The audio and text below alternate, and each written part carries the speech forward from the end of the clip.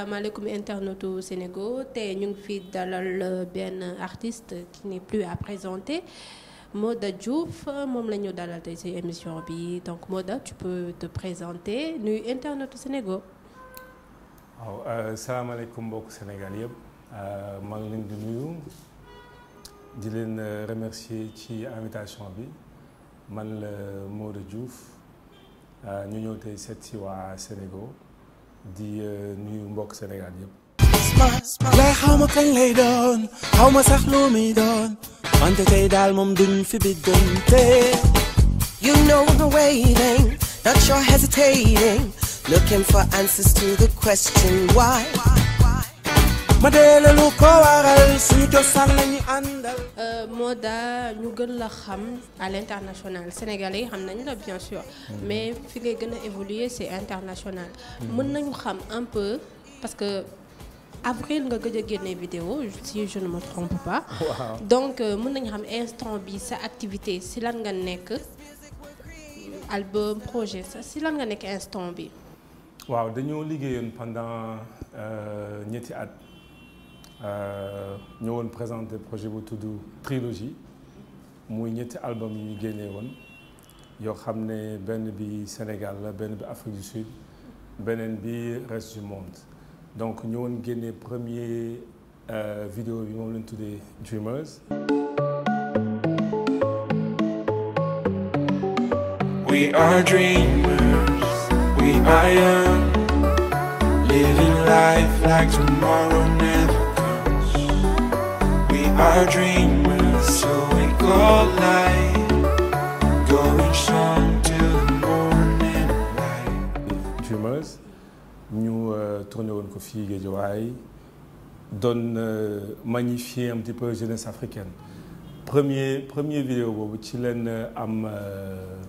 benn nomination dañ ci waxtaan ci kanam parmi meilleur artiste francophone de l'année ak meilleur artiste masculin donc ñun moom saa yi ñu gëjee dégg rek ñu ngi liggéey xam nga comme que àddina bi dafa yaa bu fii tàngee feneen sedd donc on bouge tout le temps bu ñu fi gëj avril aussi on était en promo pour présenter xam nga présenter ñetti album il faut le défendre expliquer pourquoi xam lan moo tax ñu génne ñetti yi ak lan moo tax donc ci loolu la nekkoon et puis le temps passe vite ak actualité yi am booy défendre sa bopp ci ñetti continent façon bi ngay defee marketing bi du benn te léegi industrie dafa changé jaay CD amatul streaming moo xew donc ci ajustement yooyu la nekkoon quoi mais on est en préparation pour génn tëgg à partir du mois d'octobre novembre décembre et cetera. yaa ngi koy wax léegi sa 3 kii ngeen génne album. trilogie voilà. moom ngeen génne évolution bi lan la est-ce que promotion bi jàll na comme ni mu waree ci 3 kii continents yi xaw ma 3 pays yi ngay. bon ça prend du temps xam nga promotion wu ñetti album c'est à peu près 27 chansons donc tey dañoo tombé ak ère numérique boo xam ne single boo koy génnee foog man ak vidéo bu génnee il faut à peu près 3 à 6 mois pour promouvoir ko xam yan retour nga ci am xam en fait comment se positionner par rapport à d'autres donc c'était important jaar Afrique du Sud nga xam ne fa lañ aussi def collaboration yu bëri expliquer projet bi lan lañ fi indi lu bees collaboration entre Afrique de l'Ouest ak Afrique du Sud ak ban génération ñuy ñëwaat ils font un petit peu un mélange entre li world music doon def ak tey lii afrobeat di def xam nga mais loolu yëpp au fait c'est pour dëggal un petit peu que ni dafa am jeunesse africaine bu ñëw du sax lu bees parce que ñeneen ñu ngi ko doon liggéey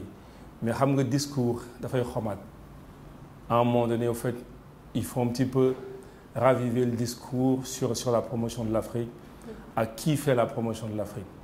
yàgg nañ fi xeex jeunesse africaine mais toujours il y avait une vision externe tubaabay ñëw wax si ñun parce que xëy na au fait temps am na ay barrières ou langue boo nekkee si territoire francophonie boo demee dëkk anglophonie ay traducteurs la si fekk tey am nañ liberté wu dem fu ñu neex waxal suñu bopp wax ñu ñooy kan que ni produit yi ñuy gis même bu fekkee que ni jàpp nañ ni am na qualité en tout cas fii lañ ko liggéeyee c'est un discours qu'on tient depuis 2009. ok que ñu nekk bitim réew ou pas ñun fii lañ tàmbalee fii lañ jàngee fii lañ jógee dem bitim réew ñëwaat fii donc lépp lu ñu fi gis ci promotion bi leen nekk jiituwuñ ci et je pense au fait que fraîcheur boobu la moo tax au fait pour mën ko expliquer xëy na 5 chansons muy benn album wala 10 chansons ci benn album dafa doon tuuti parce que promotion album ça prend à peu près peut-être 6 à 9 mois donc il fallait que ñu yokk ko pour mën a wax ak au fait continent bi yëpp wax ak àddina bi yëpp. àdduna ñu boole fii bokku réew bu mel ni géew ñu di doole yaa ñu fii ñi dañoo am ba tax ñu beew ñi ni yaakaar ci yeneeni réew waaye warul tax nag ñuy xuloo ak naa yow. est-ce que discours bi ngay wax moom bi ngay tenir est-ce que am na impact ci public Sénégal parce que yow sa style de musique dafa différent peut-être ñu bëri xamuñ ko fii li ñu gën a xam mooy mbalax bien vrai que di nga def ay chansons yoo xam ne ay mbalax mais yow da nga xaw a gën a ouvert ci loolu mais est-ce que am na impact ci public Sénégal alors que ñun leneen la ñuy déglu instant bi ak génération bu bees bi. waaw xam nga loolu pour tontu si xam nga impact musique am na impact daara léegi am na impact à moyen long terme ou pas ñun 2009 lañu fi génne suñu premier chanson muy àdduna boobu ba léegi ñu ngi tëgg nit ñi di ñëw wolof la ñuy woy Sénégal yi encouragé malgré tout ce qu'on pense boo jëlee tey suñu fan base 80% bi ay sénégalais leen que ñu nekk fii wala bitim réew donc jàpp nañ ni que ni ñu ñuy encouragé peut-être que ñu bokk ci top artistes yi gën a populaire ou pas ça c'est un autre débat mais xam nga ku nekk ak fi ngay liggéeyee ak ni ngay liggéeyee plan de travail bi ñu am ñu ngi ci gis suñu njëriñ te je pense que ni li ñu doon wax musique acoustique avant gënoon na néew fii je crois que ak ñoom Fada ak Marema ak ñoom El Hadji Diouf tout ça il y a une nouvelle génération qui est venue indi benn affaire bees xam nga nopp moom foog muy renouveler wu musique lu mu neex booy tëgg benn affaire tout le temps je pense que dafay saturer à un moment donné donc débat wu ay mbalax ak beneen musique je crois que amul solo li am solo mooy est-ce que li ñuy def mu ngi avancer le peuple sénégalais est-ce que rayonnement wu suñu peuple ak suñu culture ñu ngi koy supporter ou pas est-ce que li ñuy wax ak li ñuy représenter méngoo na ak ñu li ñu gëm wala déet donc je pense que ni loolu ci la am solo la après impact au niveau de la population ou pas ñun sincèrement en fait on a toujours eu des encouragements là-dessus te yoon bi ñu jël ñu ngi ciy góorgóorlu à chaque fois qu'on a sorti un album lu mu tuuti am nañ ci benn nomination au niveau international donc loolu la ñu am tey pour bu ñu mënee taxaw tey Dallas représenter jeunesse sénégalaise je pense que ni mënuñu ne que ni c'est pas une victoire pour nous parce que santuñu Mitterrand wala santuñu Deschamps Diouf leen sant et on fait la promotion de la musique sénégalaise donc je pense que richesse de musique sénégalaise la quoi bu ñuy à chaque fois qu'on parle de ça Touré Kunda wala xalam bi ñu fiy ñëwaat c'était à peu près le même débat fekk nañ fi ñeneen ñu doon tëgg salsa wala ñeneen ñu doon tëgg leneen rappeur bi ñuy tàmbali fii seen style musical la même chose dégg nañ ko ku nekk da ngay def li nga sentir ak li nga gëm xam donc li ci am solo je crois que encore une fois moo nga def lu méngoo sa waa dëkk.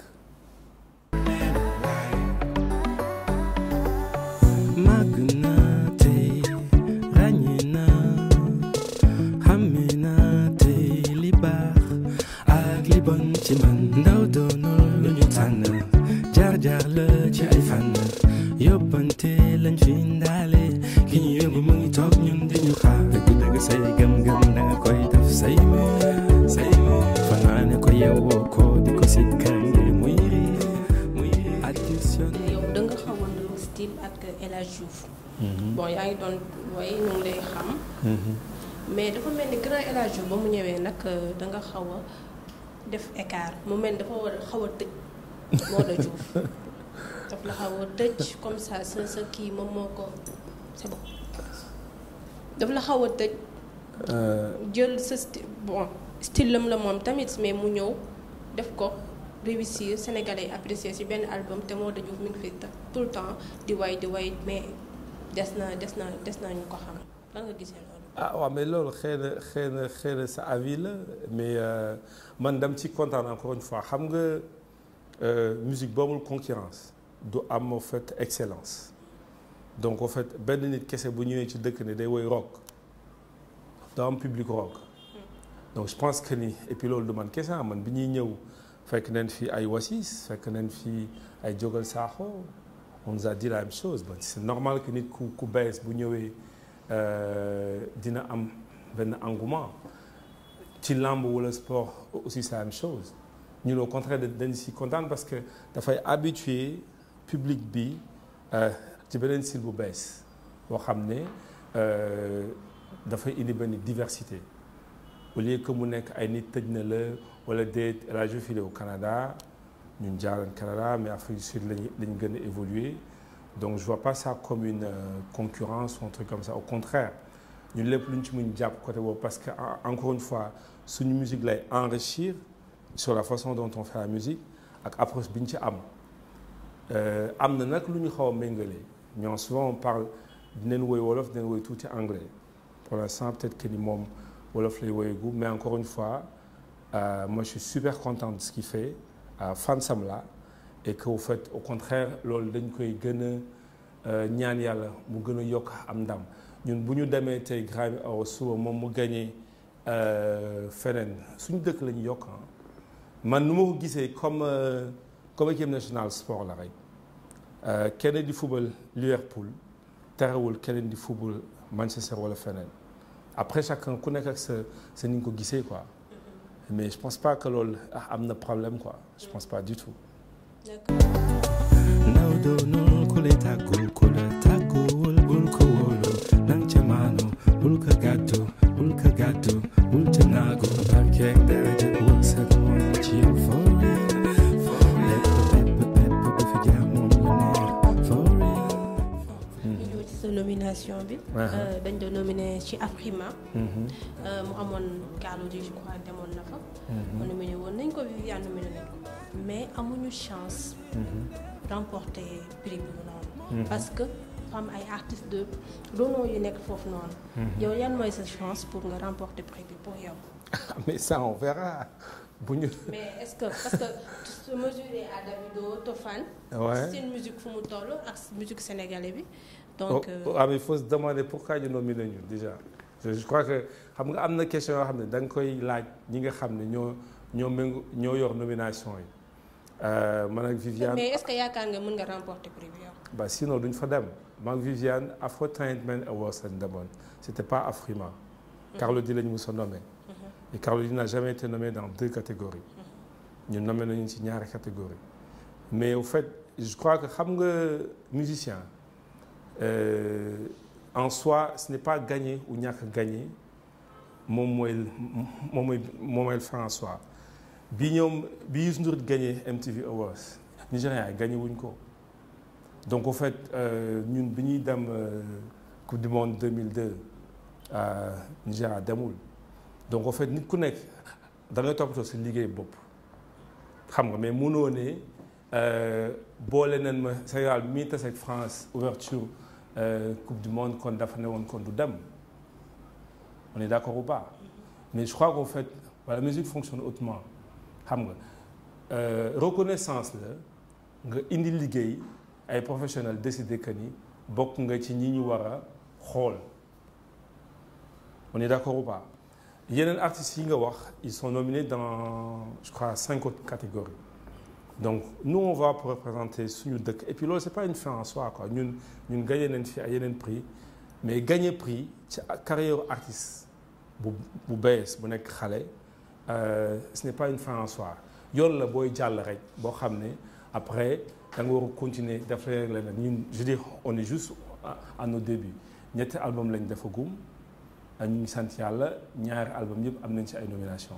Gagné nañ ci aussi ay nominations. Donc que ñu gagné ou pas c'est pas ce qui est important Carlou D bi fa demoon bah dañ koy jaajëfal ça montre le fruit de son travail parce que aussi ñi fi tëgg bëri nañ de xam nga ku si nekk ak say direction musicale ak say ambition maanaam boo bëggee ñu nommer la si les plus grands rappeurs du monde xëy na am na ay standards yoo war a am wala déet mais li si am solo encore une fois c'est le Sénégal qui avance c'est le Sénégal qui gagne et suñu jeunesse su dëkk dañu ko soxla on a besoin de montrer que mun nañ tàmbali suñu dëkk liggéey suñu produit dëkk exporter ko jaay ko feneen bu ñu xaartee rek gis Nigérians yi réussir benn affaire ñu ne au fait on doit être au même niveau ou pas àdduna bi doxawul noonu loo gis jamono bi lay waaj ci raw yow yaa ngi nelaw ñun 14 millions leen ñoom 200 millions leen ils ont une industrie boo xam ne amaguñ ko mais mën nañ sukkandiku ci ñoom pour liggéey li ñuy liggéey mais man li ma doon laa gëm ak li ñu doon moom laa gëm que ñu gagné ou pas ce sera qu'un recommencement mais il faut au fait que ñu am d'autres ambitions que juste taxaw au fait ne gagné nañ Afrima ou pas Grammy Awards moom moo gën a mag ba loolu am na fi artistes yu ko gagné ou pas pourquoi ma wax loolu parce que dafa bëri artistes yoo xam ne man dama leen fan nawloo leen ñu avancé loo musique Sénégal te mosuñu gagné dara nanguloo mosuñu ko nominé ci leen c'est un très grand artiste. mais yaakaar nga ni est-ce que mën nga ko gagné ak yow ci catégorie bi nga bokk yaa Toofan Davido. léegi xam nga bu ñu après le 8 on en reparlera c'est juste ça qui est important mais dama ne la que ni. mais est-ce que yaakaar nga mën nga gagné ñooñu. ñooñu ñaar rek ma jox la benn exemple. En 2007 on a sorti notre premier album. On a gagné à Nashville. 15 000 artistes ñoo fa nekkoon. boo demee internet nga xoolaat ñan leen doon jongalanteel. On a gagné le prix. bi ñuy dem coupe du monde 2010 bi ñuy soni di sélectionné da ngay xool ci compilation bi ñan ñoo fa nekkoon. mbir bi du ci ay tur. Toofan il y a 2 ans personne ne le connaissait donc bu ñu ma booleeg man ay artistes que ni est-ce que mun naa gagner ou pas en termes de notoriété Davido tey ñoom ñoo ñu gën a siiw xam mais professionnels yi décidé ñoom ngay laaj lan mooy seen critère ñoom lan la ñuy xool ba ne ak lan moo tax tey ñu boole la foofu ou pas c'est ça qui est important et loolu du fin en soi bi le 8 octobre dafay jàll le 27 octobre ñu ngi dem Womex war représenté waat Sénégal ba ci leneen le 6 décembre war nañu fi organiser waat leneen donc nit ñi dañuy am plan de carrière yemul foofu kese donc xaw ma ndax tontu naa xaw ma ndax tontu naa si question bu wala déet mais bon ñun gagné nañ ba pare li ñu gagné ba pare ba que ni si déjà à notre modeste niveau on est déjà catégorisé avec certains artistes. On a déjà réussi un pas xam nga pas mooy kenn leen qui sache qu'il y a une production sénégalaise faite par des Sénégalais qui attire de l'attention au niveau international loolu moom mooy premier élément après yeneen affaire ñaanal la ñu rek. léegi lan la ñuy def vote affaire bi vote la wala comment ça se passe. Il y a un vote en fait au niveau internet sur afrima.com. Et puis en fait vote yi commencé na depuis gaa ngi ci jàpp bu baax ñu ngi ñaan internet yëpp baa ñu jàpp ci et puis encore une fois xam ni nit amul leneen lu dëkkam ñun de Sénégal lañu am Sénégal lañu gëm de que ak lu ñu mën ci wax ak lu ñu ci mën di xalaat amoon leen possibilité toog ci yeneen dëkk wala defar yeneen dëkk mais ku wàcc sa ànd noonu ngay waxal noonu waaw man de. ku wàcc sa ànd kan ngay waxal. mooy ñi xanaa ñuy def non waxuma kenn mais je veux dire juste en tout cas li am solo boo dalee Sénégal da ngay fonk sa dëkk xam ni dëkk bi ñu ñoo ko moom kenn moomu ko keneen duñu ko tabaxal keneen duñu ko defaral lépp lu ñu fi gis lu ñu neexul ah nañu fexe ba defar ko keneen duñu ko defaral duma Samba duma Demba waaw. dernière question mooy style musique bi gars yi adopté bëggoon naa nga wax ma si tuuti afrobeat. yaa Viviane Wally mu ngi ciy dugg. nan nga gisee loolu. changement bi mbalax bi ñu xaw a ko abandonné un peu xool yeneen style. waaw évolution la rek ay artistes leen. mais est-ce que d'accord nga li ngay wax ni ku wàcc sa ànd est-ce que ñoom dañoo wàcc seen ànd. non du tout wàccuñu seen ànd wolof la ñu woy. bu ñu fàtte musique sénégalaise dafa riche référence yooyu ñuy wax Touré Kona da ko doon def xam nga que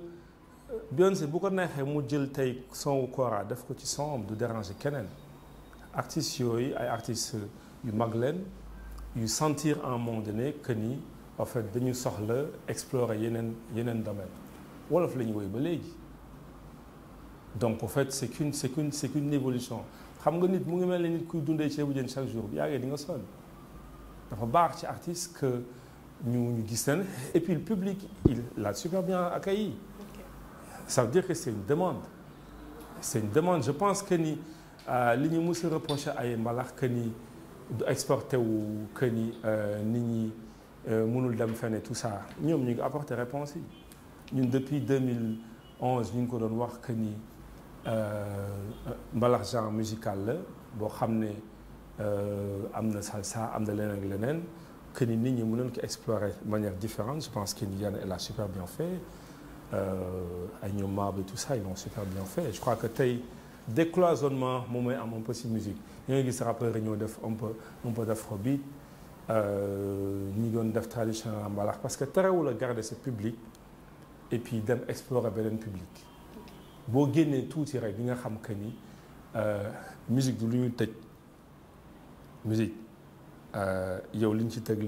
li nga ci tëgg mais boo demee jàkkaarloo ñoo xam ne dégguñu sa kàllaama te obligé nga tëggal leen ñoom lu ñu mën a sentir donc looloo tax de plus en plus ngay génn plus ngay xaw a def loo xam ne dina méngoo ko ba ñu bëri en le faisant dina am ñu muy neex dina am ñu muy naxare mais yàlla nañ fi yàgg ñoom sax fii et puis je leur souhaite tout ce qu'il y a de bon ok donc comme ma la waxoon sànq tu as 30 secondes waxal lu la neex. wax lu ma neex waaw maa ngi. mais nag ça doit toucher tous les Sénégalais wax fi nag te bu fi déglu. man de ñu ngi may menacé de amatuma wax lu ma neex amatuma non maa ngi nuyu si waa Sénégal yëpp di leen jaale ci alamin bi fi jógee di leen masawu di fàttaliwaat suñu bopp rek que ni Sénégal ak lu mu métti dëkku jàmm la dëkk bu ñu fier la ñun suñu dëkk on est fier de notre pays et li tax ñu gën a tey au fait nawloo suñu dëkk man